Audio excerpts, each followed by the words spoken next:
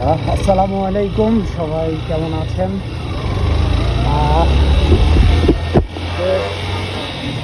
একটু ভিডিও নিয়ে আপনাদের সামনে আসলাম, সাথে শেয়ার করছি।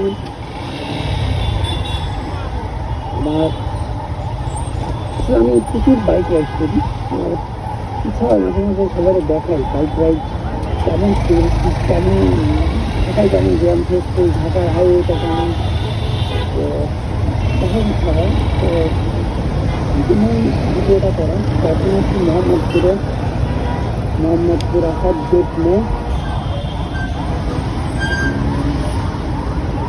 ভবন উদ্যান রোডে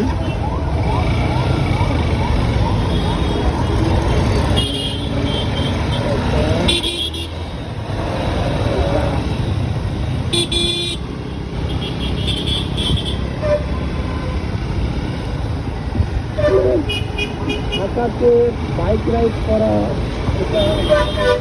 এটা চাপ ব্যাপার না, জ্যামের কারণে ব্যাপারটা বুঝতে শুরু হয়। যেমন এত পরিমাণ জ্যাম ঢাকায় থাকে, যার কারণে হয়তো যে রাত্রেবেলা ছাড়া বাড়িটা ফের বের হতে হয়, বাট আমাদের করার নেই, বের হতে হয় তাদের কারণে। তার প্রয়োজনীয় তাদের দিনের বেলা 12 ঘন্টা থাকলে মনে হয় আমি 6 ঘন্টায় রাইড করি। আর আমার এই প্রান্ত থেকে এই প্রান্তে রাইতে হয়। ঢাকার ম্যাক্সিমাম জায়গায় ম্যাক্সিমাম এরিয়ায় আমাকে প্রতিদিন কাজ করতে হয়, এমন একটা ব্যাপার। দিচ্ছে দেবে না, তারপর দাঁড়ায় আসছে, তারপরে দেন ঘুরে আসি। জিয়া উদ্যান দিয়ে দিচ্ছে।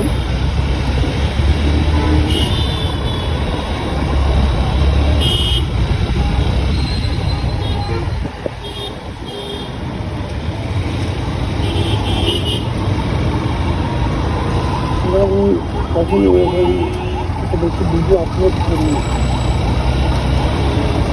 ভিডিও করি, মাঝে মাঝে ভিডিও করি, তাদের এখন আপলোড করা হয়। বলবো মানুষ কীভাবে নিজে পছন্দ করবে কিনা, এই ব্যাপারে অনেক ব্যাপারের জন্য হয়তো আমি করি না। আমি ভিডিও করি মাঝে মাঝেই, যখন রাইড করি ভিডিও করি, আবার যখন ঘুরতে যাই তখনও ভিডিও করি, কিছু কিছু ভিডিও আবার শেয়ার করি। এখন রাইড আমি রাস্তায় দেখলাম, ঢাকার মধ্যে মানে যে রাস্তাটাই তো, এবং ঢাকার মধ্যে সবথেকে ফেভারিট রাইড করার জন্য যদি বলেন তাহলে আমার মনে হয় ম্যাক্সিমাম রাইডারেরই সবথেকে বেস্ট রাস্তাটা হবে হলো ঢাকারই। এখানে জিয়া উদ্যান থেকে বিজয়নগর হয়ে, মহাখালী হয়ে, বনানী হয়ে, তারপরে একদম উত্তরা এয়ারপোর্ট পর্যন্ত। কারণ এই রাস্তাটা আপনি জ্যামই পাবেন, যা বলতে পারেন যে 24 ঘন্টার হয়তো 1-2 ঘন্টা এটাতে জ্যাম থাকে, ম্যাক্সিমাম টাইম এটাতে। এই রাস্তাটাকে রাইড করার মতো রাস্তা। আমার বাইকে আসলে অনেক প্রবলেম, বাইকে ইঞ্জিনের প্রবলেম, ইঞ্জিনে একটু মডিং ইউজ করছে, এটা টাইমের কারণে আপনি সমাধান করতে পারছেন। বাইকের টাকা লাগিয়েছি, টাকাটা প্রায় দুই টাকাতে আমি প্রায় 55,000 কিলোতে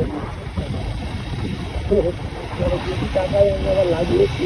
তারপর এভারেজ লাগাতে আমার প্রায় 10,000 টাকা লেগেছে।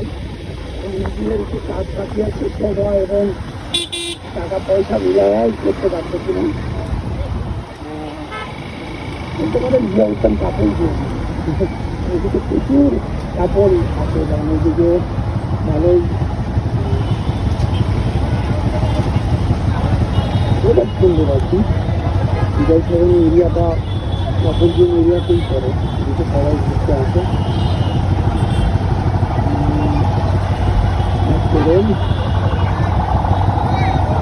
বিজয় সরণী দেখতে পাচ্ছি, পিছনে পড়ে গেলাম, কিছু করার নেই, দেখতে হবে।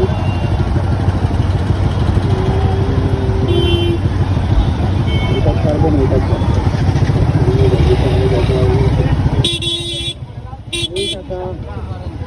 এটা ছেড়ে দিছে গরম নেই, বসে বসে জ্ঞান দেখতে হবে, তাছাড়া হবে না।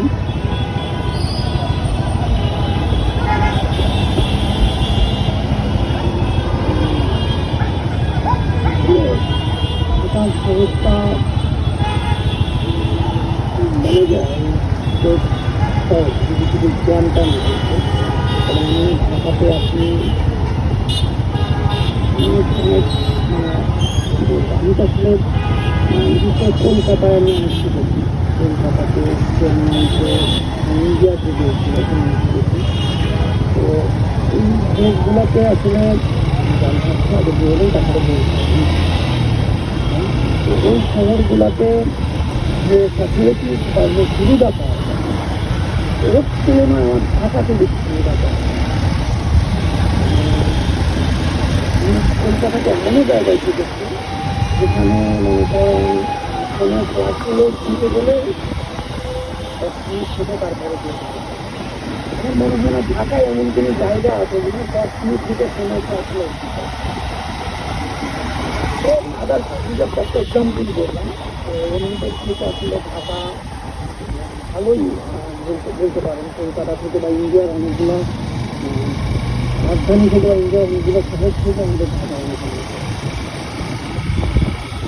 শুধু তরুণরা, বর্তমান তরুণরা বাংলাদেশকে করতে পারছেন সবাই কম তরুণ, তা আমার মনে হয় আমার একটা অ্যাভারেজ 70% উপরে তরুণ ওরা দেশের বাইরে লাইফ সেট করতে চায়, দেশের বাইরে কাজ করে কমিশনকে তরুণ যেটা থাকতে চায়। কারণ একটা বাংলাদেশের এনভায়রনমেন্ট এটা গভর্নমেন্ট আপনি বলেন তাহলে তো বাংলাদেশে তাহলে প্রথমই আছে রাজনৈতিক শিক্ষাভাব। এই দেশের রাজনৈতিক শিক্ষাভাবটা আসলে এত নোংরা করে ফেলেছে, এত নোংরা যার কারণে তরুণরা রাজনীতিকে লক্ষ্য করেছে এবং সব তরুণ না, কিছু তরুণ আছেন যারা রাজনীতিতে খুব ইন্টারেস্ট। তাদের মধ্যে হ্যাঁ আমার কথা বলতে পারেন, আমিও পলিটিক্যালভাবে ইন্টারেস্টেড, ভালো লাগে ব্যাপারগুলো, বাট এখানে নোংরা কোনো জিনিস পছন্দ নেই, ভালো লাগে না। তো এই এসে থাকতে গেলে আসলে একটা প্রেক্ষাপট নিয়ে থাকতে হয়, যার কারণে তরুণের ফিউচারটা বা ভবিষ্যৎ সেটার মতো কেউ গড়ে উঠতে পারে। কারণ একটা ব্যাপারটা হলো এটা শুধু ইনসিকিউরিটি না, করেন একটা ভবিষ্যতের ব্যাপার থেকে বলছে যে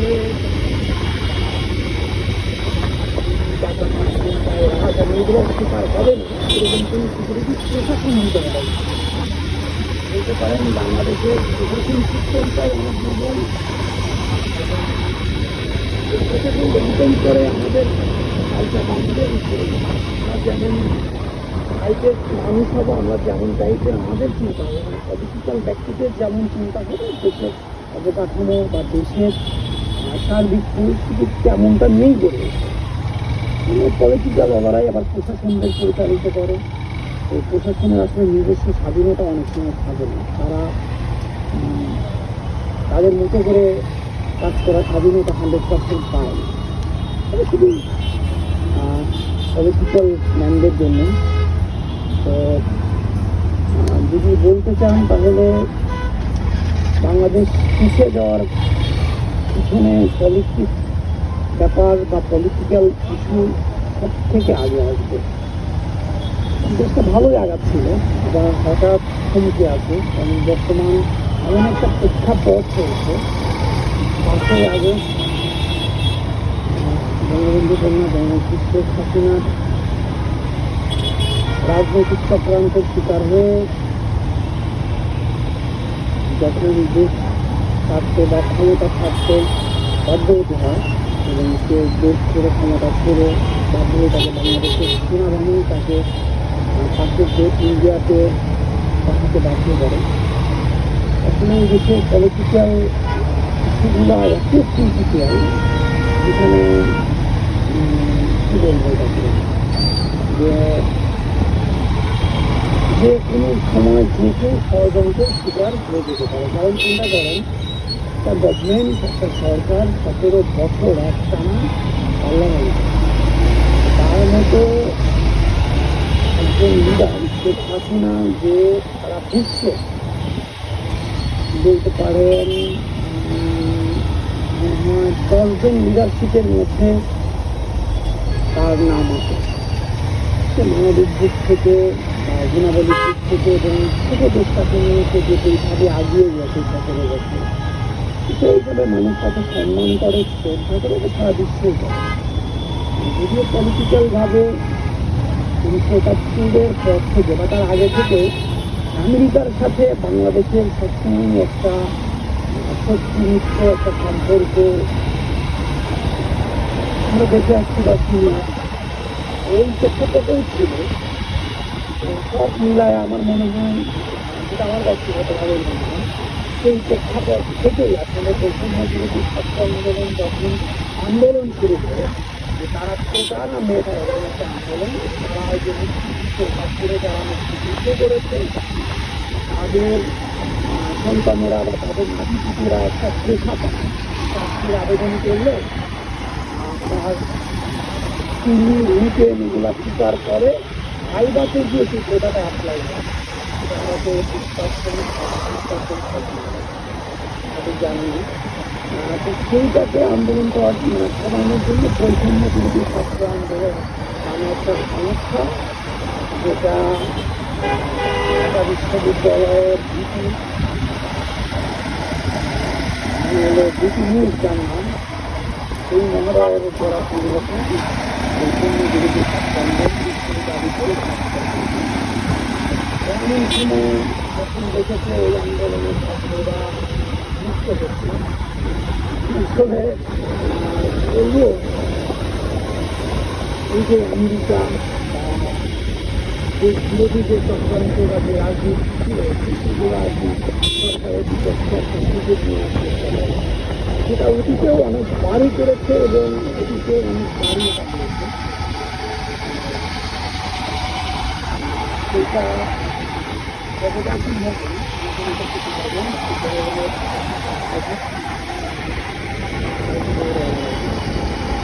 যাদের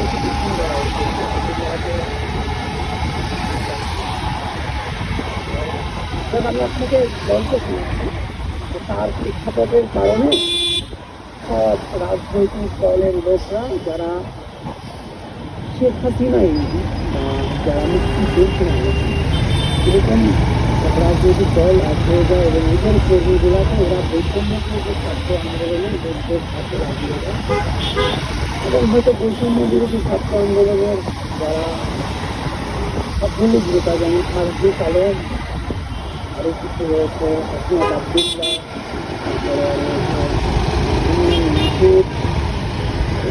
ব্যক্তিবর্গ এরা একসময় ছাত্রলীগের সাথে যুক্ততা ছিল, পরিবার থাকা যাদেরকে বলতে পারে। তারা যখন দেখলো যে তারা একটা বিশ্ব সাপোর্ট পাচ্ছে, সব দেশ সব রাজনৈতিক দল তাদের সাপোর্ট দিচ্ছে, তারা আরও কিছুটা আত্মভরা হয়ে আন্দোলনটাকে আরও বেগবান করলো। তখন বাংলাদেশের প্রশাসনে একটা গোল করলো, প্রশাসন আন্দোলনটাকে আরও উগ্রবাদিতায় নিয়ে গেল। সেখানে সরাসরি ফায়ার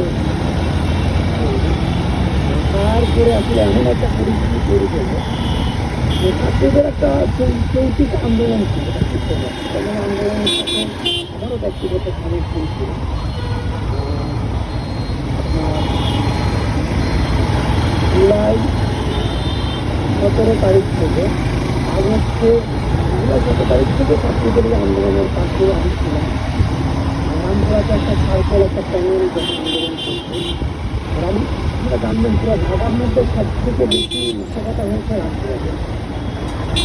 রামপুরাতে যখন স্থায়ী ছাত্র বিভিন্ন গোষ্ঠীর লোক, বিভিন্ন রাজনৈতিক গোষ্ঠীর লোক, তারা এসে সেন্টারটাকে দিয়েছিল, তখন আসলে প্রশাসন বাধ্য হয়ে তাদেরকে ভয় দেখানোর জন্য গুলি করবে, এটা অন্য দেখেছে।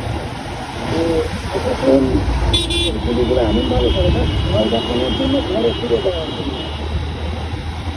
আমার রামপুরাতে নিজে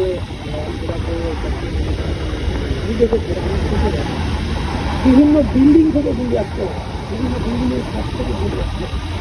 এসে এসে রাস্তায় যারা হেঁটে যাচ্ছে তারা গুলি খেয়ে গুলি খেয়ে মেটায় পড়ছে। এই জিনিসগুলো যখন দেখলাম তখন আসলে আমার ব্যাপারগুলো আমার কাছে পরিষ্কার হয়ে গেল যে এটা রাজনৈতিক মহল এটার সাথে মানে এটা সুবিধা নিকাশ করতে হবে। এদিকে পুলিশ থাকাগুলি করতেছে, কারণ জনপ্রস্তুত করতেছে, যে পুলিশ আসলে সবাইকে ঘরে ফিরে দেওয়ার জন্য হেলিকপ্টার থেকে থাকাগুলি করতেছে, কারণ জনপ্রস্তুত করতেছে যাতে সবাই ঘরে ফিরে যায়, এটা রাস্তাঘাটে নষ্ট করে দিচ্ছে। এই সময়গুলোতে আসলে রাজনীতিক ব্যক্তিরা পুলিশ করবে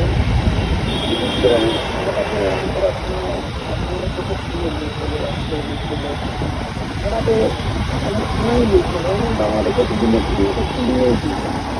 এই অস্ত্রগুলা নিয়ে এরা আসলে রাস্তায় নিয়ে চলছে এবং এরা রাস্তার পথচারীদের মারতে থাকে এবং এক পর্যায়ে একটা গৃহযুদ্ধ পরিস্থিতি চলে আসছে। শেখ হাসিনা যখন এটা মেনেও নিল, ওরা যে আন্দোলন করছে এই আন্দোলন সম্ভবত এটা আগস্টের জুলাই আপনার এক তারিখে উনি ঘোষণা দিল যে ঠিক আছে তাহলে বৃহস্পতিবার শনিবার বন্ধ থাকবে, রবিবারে তাহলে ভোট থেকে এই ঘটনাটা ওদের পক্ষে জুলাই 1 জুলাই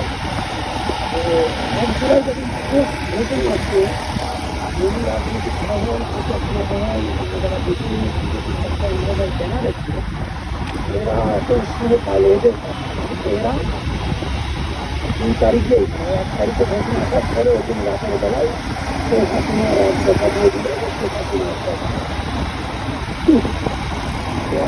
শেখ হাসিনার পদে ব্যবস্থা করে দিলে তখন আসলে আর আমি শেখ হাসিনাকে ব্যক্তিগতভাবে পছন্দ করি, আমি পরিবারের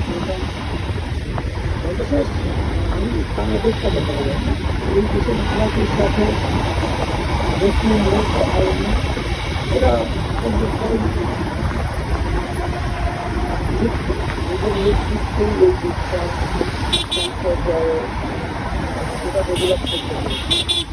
আসলে তারা ভালো, আমি তাদেরকে ভালো বলবো, এটা বলতে পারলাম না, চাপায় রাখি না, আমি যেটা বলবো সেটা আওয়ামী লীগের জন্য শেখ হাসিনা এই দেশের জন্য পাই এই দেশে একজন শেখ হাসিনার মধ্যে ফ্যাসিস্ট বাঙালি, আমরা বাঙালি আসলে আমরা যে কতটা খারাপ বলতে পারি, মানে আমাদের এই মানুষদের নিয়ন্ত্রণ করার জন্য শেখ হাসিনার মতো একজন ফ্যাসিস্ট বলবো। আমি ফ্যাসিস্ট বলবো কারণ কেউ তো সবাই বলে ফ্যাসিস্ট, বাংলাদেশের বর্তমানে মানুষের মুখের রবি এসেছে ফ্যাসিস্ট, হয়তো ফ্যাসিস্ট বলে কেউ রাজনীতি করতে একটা রাজনৈতিক দলের নাম এত পরিমাণে হয়ে গেছে যে তাদের বিপক্ষে বললেই মার্কেট নিয়ে যায়, রাজনীতিদের মার্কেট। আমি বড় হইতে চাই তাহলে কিভাবে বড় হবো, আমি আওয়ামী লীগকে ফ্যাসিস্ট বলবো, শেখ হাসিনাকে ফ্যাসিস্ট বলবো, তাই রাজনীতিকভাবে আমাকে আমি বড় হইতে পারবো যে আমি আওয়ামী লীগের মতো দলের সাথে আসলে কথা বলি বা লোক লড়ার সক্ষমতা হবে।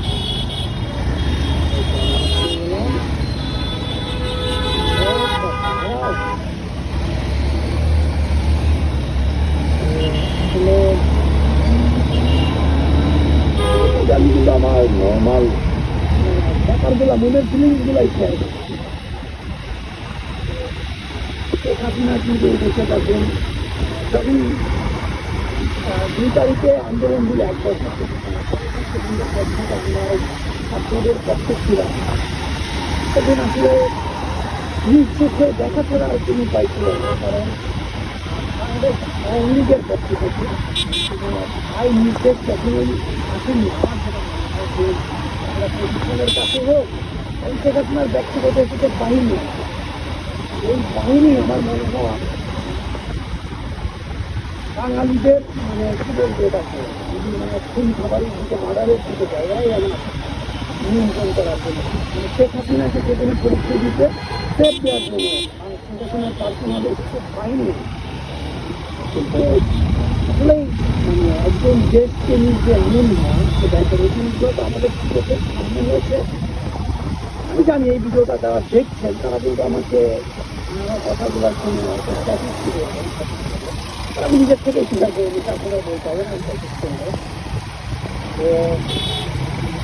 একদম দেশ প্রেমী আসলে যে দেশটাকে যে কীভাবে ভালোবাসতে পারবে সে কিন্তু পারতো পারে কিন্তু আমি তো অর্ডার দিতে আমাকে রক্ষা করে আমাদের নেতৃত্বে যারা দিয়ে আসছে যারা আমাকে এক দফায় ঘুরাইতে চায় বা উঠাইতে চায় ক্ষমতা ফিরতে করতে চায় তাদেরকে থেকে আমাকে খেতে আমাদের বাহিনীর কাছে তো কোনো ভয় পারি তো কয় লক্ষ লোক নিয়ে আসবেন 10 লাখ 20 লাখ বিএনপি 20 লাখ জামাত 20 লাখ এনসিপির নেতা বা অন্যান্য দলের 20 লাখ নেতাকে নিয়ে আসবেন 1 লোক নিয়ে আসবেন নেই না গণভবন দলের তো বেসিসে দাঁড়াবে 1 লাখের ভিতরে 2 জনের উপরে গুলি চালাবে বাকি বাঙালিদের তো আমরা চিনি বাকি মনে করেন যে 98,000 লোক মনে করেন দৌড়ে চালাবে আমরা যে হুজুকে বাঙালি এটা আপনি মানেন না মানেন এটা কিন্তু প্রিয়ঙ্কা সূত্র কথা আমরা হুজুক এমন হুজুকে বাঙালি এখন যদি বলা হয় আমাদের যে আমরা আবার পাকিস্তানের সাথে যুদ্ধ করবো বা আমরা আবার এখন কাল থেকে ইন্ডিয়ার সাথে যুদ্ধ করবো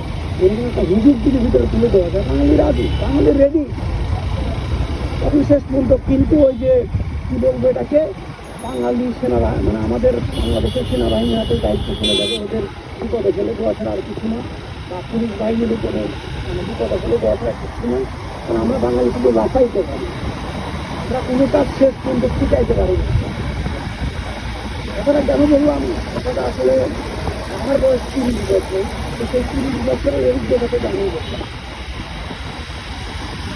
এই দেশে মানুষ বলে এত দেশকে বলে এই দেশকে তারা ভালোবাসে তরুণরা বলে আচ্ছা তাই তরুণদের বলি আপনারা বৈষম্য বিরোধী থেকে আপনারা যে শাসনাকে পদত্যাগ করালেন করানোর পরে আপনারা ডক্টর ইউনুসকে নিয়ে এসে বসালেন বুঝলাম আপনাদের হাতে এর থেকে ভালো একজন ছিল কারণ ডক্টর ইউনুসকে বিশ্ব সম্মানিত করেছে সে নোবেল বিজয়ী একজন মানুষ যে যারা বাংলাদেশে হয়তো বাংলাদেশে একজন নোবেল বিজয়ী আছে তার ভিতরে ডক্টর ইউনুস সেই জায়গা থেকে হয়তো আপনারা নোবেল বিজয়ী ডক্টর ইউনুসকে বসালেন গুড ভালো কথা মিশিয়ে আপনারা আসলে দেশের জন্য কী করবেন আপনারা শুধু আওয়ামী দমন নিপীড়ন করলেন এছাড়া দেশের জন্য একটা অবকাঠামোগত উন্নয়ন দেখাতে পারবেন সেই উন্নয়নে আপনারা কাজ করছেন এই উন্নয়নে কী করেছেন এই হাইওয়ে 300 ফুট হাইওয়ের নাম ছিল শেখ হাসিনা এক্সপ্রেস সেটাকে আপনারা জুলাই 36 এক্সপ্রেস হয়ে যান এটাই আপনারা করেছেন একজনের নেতৃত্ব করে দেওয়া জিনিস আপনারা আপনাদের নামে ব্যবহৃত করেন আপনারা নতুন কিছু করে দেখাতেন নতুন কিছু নাম দিতেন আপনাকে এই দেশের মানুষ নিয়ে তো বলতে পারেন এই দেশের মানুষ নিয়ে দামও আছে বাঙালি তো কিছু করে না তো হুজুকে শেখ হাসিনাকে সবাই পালাইছে মনে হয় ওই দিন আনন্দ মিছিলে সারা ঢাকার মানুষ মনে হয় কিছু প্রায় 80% 70% মানুষ ঢাকা আনন্দ মিছিল করেছে শেখ হাসিনাকে ইন্ডিয়াতে চলে যায় আমাদের সেনাবাহিনী শেখ হাসিনাকে ইন্ডিয়াতে এই হুজুকে বাঙালি আর কোনোদিন আওয়ামী লীগের নামও বলছে যে আপনারা নতুন কিছু তৈরি করবেন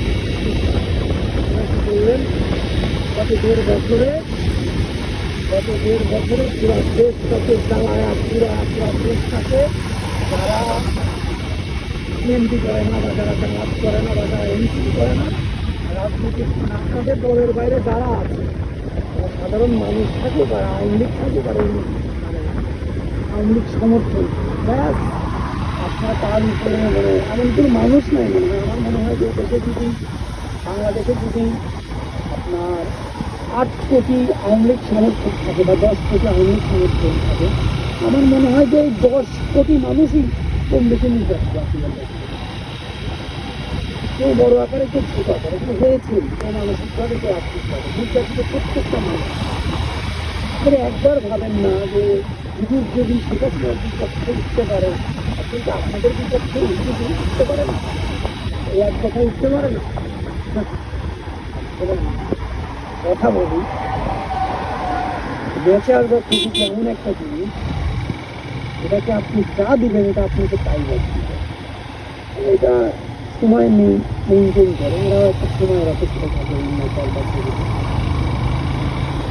প্রকৃতি আপনাকে ব্যাগ দিবেন আপনি যা দিচ্ছেন প্রকৃতিকে প্রকৃতি ব্যাগ দিয়েছে হ্যাঁ শেখ হাসিনার দলের লোকে অনেক ভুল করেছে অনেক না অন্যায় করেছে, অনেক মানুষের সাথে হয়তো জুলুম করেছে, তো তার দায়ভার শেখ হাসিনাকে দিতে হয়েছে যে এই দেশের জন্য এত উন্নয়ন করে, এই দেশের জন্য এত কিছু করার পরেও সেই দেশের জন্য যে দেশের মানুষ তিনবেলা ভাত পাইতো না, সেই দেশের মানুষ আজকে সবাই সচ্ছলভাবে চলাচল করে, রিক্সা চালাতে দিনগুলো 1500-2000 টাকা ইনকাম করে। সেই দেশে আসলে কি বলবো, এত কিছু করেও সে তার যে অসম্মানিত করে দেশ থেকে টাকা ফেরত কথা নিয়ে, যেটা বলে শেখ হাসিনার জন্য শেখ হাসিনা এটা তার কর্মী যারা আছে তারা অন্যায় করেছে, তার দায়ভার শেখ হাসিনার জন্য হয়েছে।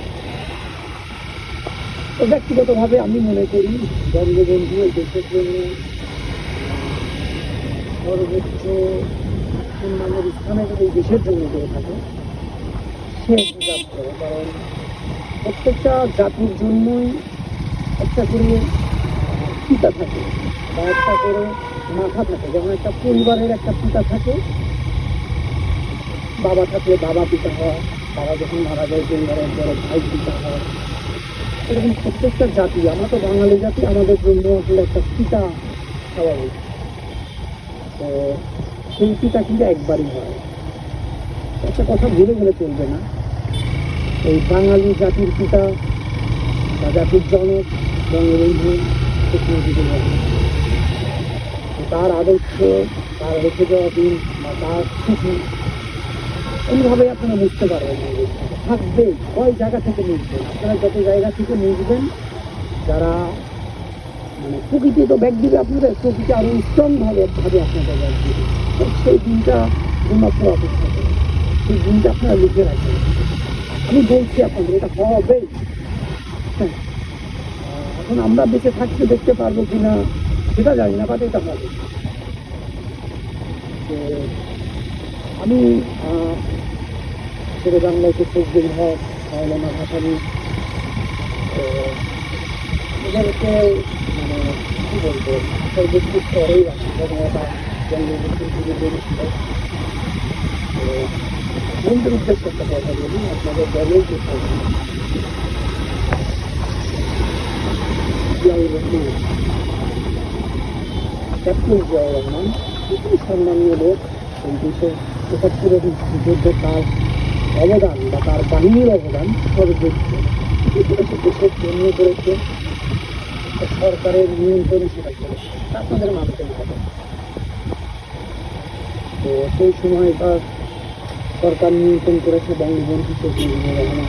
তো তার নির্দেশে আপনাদের জিয়াউর রহমান তার বাহিনী নিয়ে ইন্ডিয়ার সাথে সমঝোতা রেখে দেশটাকে স্বাধীন করে। তো একটা কথাই বলবো যে আপনাদের জিয়াউর রহমানও কিন্তু বঙ্গবন্ধুকে জাতির পিতা বলছে, জাতির জনক বলছে, তাকে সে ভোটা বলছে, শুধু মাথায় রাখছে।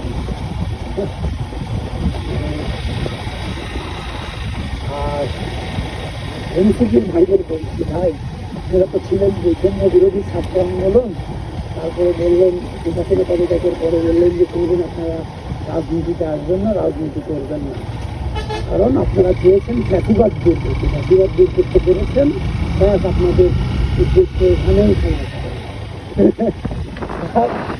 আপনারা পরে গিয়ে আপনাদের চরিত্র চেঞ্জ করলেন, চরিত্র চেঞ্জ করে আপনারা বানালেন এনসিপি। জানি না বৈষম্য বিরোধী থেকে এখন এনসিপি হচ্ছেন, আবার ভবিষ্যতে এনসিপি থেকে আওয়ামী লীগ হবেন না বিএনপি হবেন না, যেটা আমার হবে না সেটা। ভাই একটা কথা আপনাদের উদ্দেশ্যে, রাজনীতি করতে কিন্তু আদর্শ লাগে।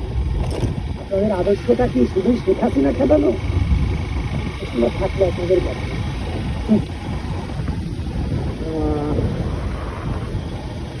আপনাদের এনসিপির অনেক, কেন বললাম কথাটা, হয়তো অনেকেই যারা এনসিপি পছন্দ করেন তারা হয়তো অনেকেই ভাবতে পারেন এত কথা আমাদের কষ্ট দিয়ে বলবে। কারণ আমরা দেখি এনসিপির যারা বড় বড় নেতা তারা বিএনপির ছাত্র দলের লিডে চলে, ছাত্র দলের প্রোটোকল ছাড়া এনসিপির নেতারা চলতে পারে, আগাইতে পারে না, তারা এলাকার প্রোটোকল নিয়ে মিটিং করতে পারে না। এবং এরা এটা নিজেরাই স্বীকার করে এই দেশ স্বাধীন করার জন্য শেখ হাসিনাকে শুরু করা মানে তো তাদের কাছে স্বাধীন করা আছে। এটা স্বাধীন করার জন্য নাকি তারা সব থেকে বেশি তাদের জামাত কেটেছে।